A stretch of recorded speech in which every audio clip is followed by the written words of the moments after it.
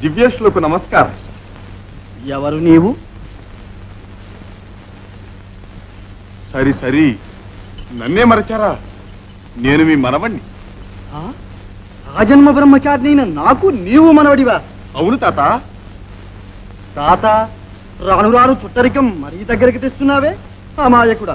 ఎవరైనా వింటే నవ్విపోతారు. అది కాకుండా లేనిపోని అనుమానాలకు దారి తీస్తుంది.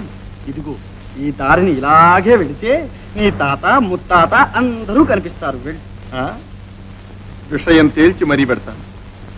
ముందు మాట చెప్పండి, మీ తండ్రి ఎవరు? ఈ అమాయకుడితో సహవాసం ప్రమాదమే వచ్చింది. చెప్పండి తాత.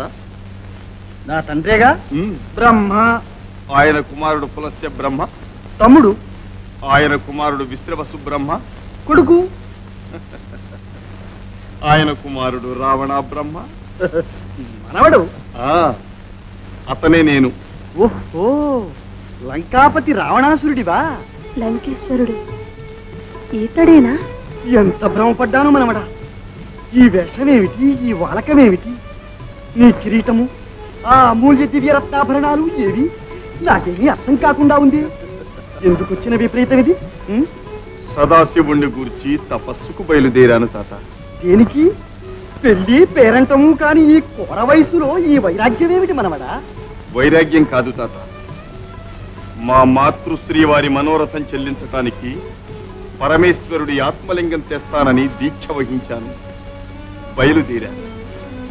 ఆశీర్వదించు తాత. కళ్యాణమస్తు.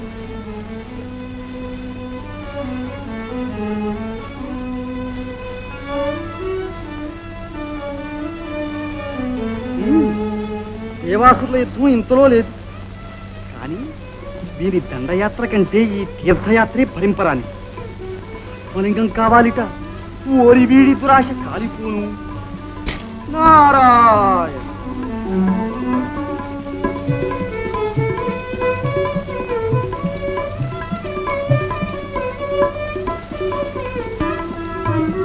అంగవైఖరులన్నీ లక్షణంగానే ఉన్నాయే.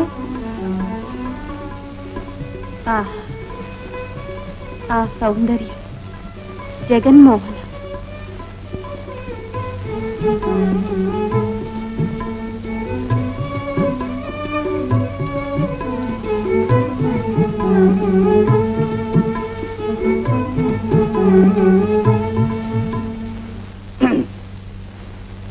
ఎవరది?